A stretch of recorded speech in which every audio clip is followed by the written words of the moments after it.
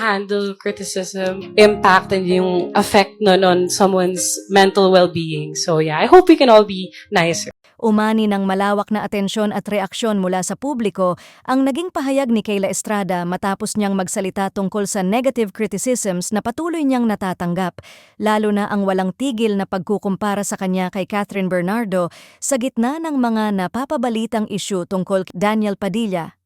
Sa halip na pumatol o magbigay ng matapang na sagot, pinili ni Kayla ang isang mahinahon ngunit makabuluhang pahayag na agad ikinahanga ng maraming netizens. Hindi naman natin alam ang impact noon on someone's well-being, ani Kayla, isang simpleng linya ngunit may bigat na tumama sa maraming nakabasa.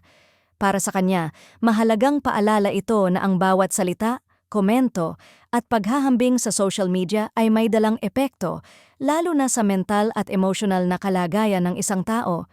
Sa panahon ngayon na mabilis magbitaw ng opinyon ng publiko, bihira ang isang artista na handang ilahad ang ganitong sensitibong punto ng walang galit o paninisi.